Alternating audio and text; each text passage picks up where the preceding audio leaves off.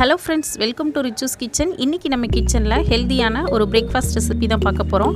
வீடியோக்குள்ள போறதுக்கு முன்னாடி நம்ம சேனலை இதுவரைக்கும் சப்ஸ்கிரைப் பண்ணலனா சப்ஸ்கிரைப் பண்ணிக்கோங்க. கூடவே பக்கத்துல இருக்க பெல் ஐகானை கிளிக் பண்ணிக்கோங்க. இப்போ வாங்க வீடியோக்குள்ள போலாம். எப்போது தோசை இட்லின்னு ஒரே மாதிரி செஞ்சு சாப்பிடாம கொஞ்சம் வித்தியாசமா அதே சமயம் ரொம்ப ஹெல்தியான ஒரு பிரேக்ஃபாஸ்ட் ரெசிபி தான் பார்க்க போறோம். இதை நீங்க ஈவினிங் ஸ்நாக்ஸாவும் யூஸ் பண்ணிக்கலாம். இப்போ ஒரு கடாயில் ஒரு 2 டேபிள் ஸ்பூன் அளவுக்கு எண்ணெய் வந்து ஆட் பண்ணியிருக்கேன். எண்ணெய் நல்லா காஞ்சதுக்கப்புறமா இதில் கொஞ்சமாக கடுகு உளுத்தம் பருப்பு சேர்த்துக்கலாம். இது நல்லா பொரிஞ்சதுக்கப்புறமா காரத்துக்காக நான் ஒரு 2 பச்சை மிளகாயை இது மாதிரி சின்னதாக கட் பண்ணி வச்சுருக்கேன். ஆட் பண்ணிவிட்டு இது நல்லா பொரிஞ்சதுக்கப்புறமா இதில் 1 கப் வெங்காயம், நான் வந்து பெரிய வெங்காயம் யூஸ் பண்ணியிருக்கேன், நீங்கள் சின்ன வெங்காயம் இருந்தாலும் ஆட் பண்ணிக்கலாம். அடுப்பை சிம்லேயே வச்சுட்டு நல்லா வதக்கிக்கோங்க. இது வதங்கிட்டுருக்கப்பவே கொஞ்சமாக கருவேப்பிலை சேர்த்து வதக்கிக்கலாம். எல்லாம் சேர்ந்து நல்லா வதங்கட்டும்.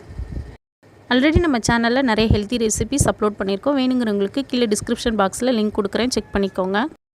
இப்போ வெங்காயம் ஓரளவுக்கு வதங்கிடுச்சு, ரொம்ப வதங்கணும்னு அவசியம் இல்லை. இப்போ இதில் ஒரு 5 பீன்ஸை கட் பண்ணி வச்சுருக்கேன். ஆட் பண்ணிவிட்டு கூடவே ஒரு சின்ன கேரட்டை பொடியாக கட் பண்ணி வச்சுருக்கேன். இதையும் சேர்த்துட்டு தேவையான அளவு உப்பு சேர்த்து நல்லா வதக்கி விட்டுக்கலாம். அடுப்பு வந்து சிம்லே வச்சு வதக்கி விட்டுக்கோங்க.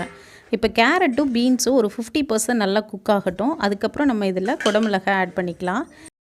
காய் வந்து நம்ம இஷ்டம்தான், எந்த காய் இருக்கோ நம்ம வந்து ஆட் பண்ணிக்கலாம். இதிலே நம்ம வேக வச்ச பட்டாணி, கொண்டக்கடலை, வேர்க்கடலை இது மாதிரி கூட சேர்த்து செய்யலாம், அதுவும் ரொம்ப நல்லாயிருக்கும்.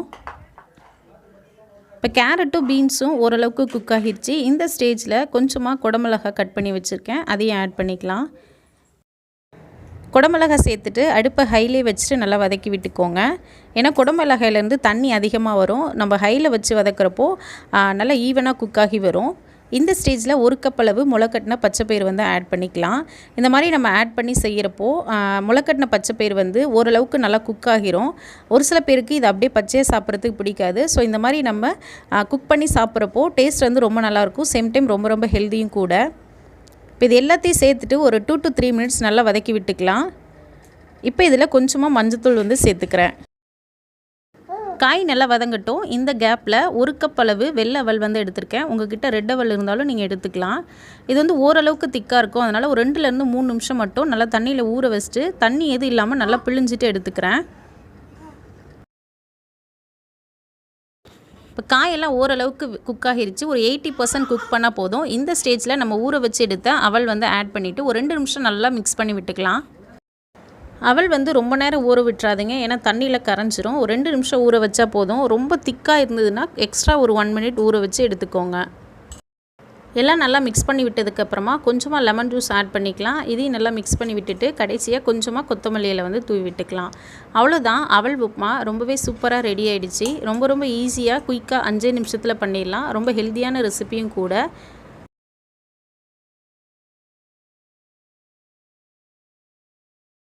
நீங்களும் இந்த மெத்தடில் ட்ரை பண்ணுங்கள். ட்ரை பண்ணிவிட்டு பிடிச்சிருந்தா மறக்காமல் சேனலை சப்ஸ்கிரைப் பண்ணுங்கள், லைக் பண்ணி ஷேர் பண்ணுங்கள்.